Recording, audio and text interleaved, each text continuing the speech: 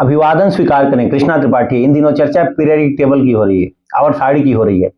हम इसके पहले जिस पे चर्चा कर रहे थे वो था मॉडर्न पीरियडिक टेबल, लेकिन आज चर्चा करेंगे हम extended form of periodic table की।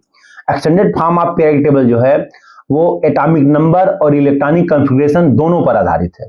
मतलब ये जो है किसी भी एटम का यदि आप एटॉमिक नंबर जान रहे हैं, इलेक्ट्रॉनिक कॉन्फ़िगरेशन जान रहे हैं, तो उसकी ज्यादातर प्रॉपर्टी को आप जान जाएंगे। और आपको पता है कि पीरियडिक टेबल बनाने का आधार ही है कि जिसकी प्रॉपर्टी में सिमिलरिटी हो उनको एक साथ एक ग्रुप में रखा जाए।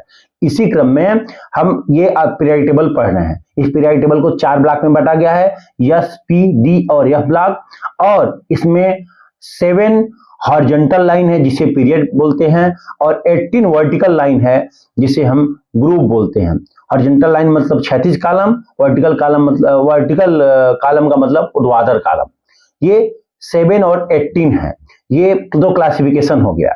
अब मॉडर्न पीरियडिक टेबल की तमाम तरह की डिमेरिट भी थी। जाहिर सी बात है, जब कोई दूसरा रूल आता है या दूसरा पीरियडिक टेबल आया है, जो भी पीरियडिक टेबल हम क्रम से पीछे पढ़े हैं, तो उसमें कुछ डिमेरिट रही है, उस डिमेरिट को कम करके या खत्म करके कोई नया पीरियडिक टेबल लॉन्च किया है। तो अब इसकी बात किया जाए इस पीरियडिक टेबल की, तो जो मॉडर्न पीरियडिक टेबल थी उसमें 2-3 कमियां कॉमन थी। 8वें वाले समूह को 3-3 कॉलम में रखा गया था, लैंथेनाइड और एक्टिनाइड को बाहर रखा गया था, और उसके अलावा हाइड्रोजन की स्थिति आप जानते ही हैं, विवादास्पद ही है शुरू से ही। तो ये प्रॉब्लम मॉडर्न पीरियडिक टेबल में था। अभी भी जो पीरियडिक टेबल आप पढ़ रहे हैं, extended form of periodic table, उसमें भी आप लैंथेनाइड और एक्टिनाइड को बाहर ही देखेंगे, और हाइड्रोजन को रखा गया फर्स्ट पहले के साथ, पहले समूह के साथ, पहले ग्रुप के साथ। लेकिन अगर बहुत डीपली जाएंगे तो उसमें थोड़ा सा अभी विवाद है। और 8वें वाला कॉलम है तो उसमें 8वें को 3 कॉलम में अभी भी रखा गया।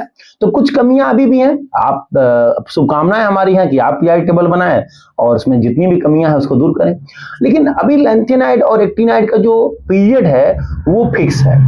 उसको जब स्ट्रक्चर आप जो देखेंगे उसमें जरूर वो नीचे रखा गया है, लेकिन अब वो कोई बहुत बड़ी कमी नहीं रह गई है। क्योंकि उसको बाहर रखने का प्रमुख कारण ये है कि ये और साड़ी की विशेषता आप जान रहे हैं कि ये ग्रुप में जो भी एलिमेंट रखे गए हैं उनकी प्रॉपर्टी में सिमिलरिटी है।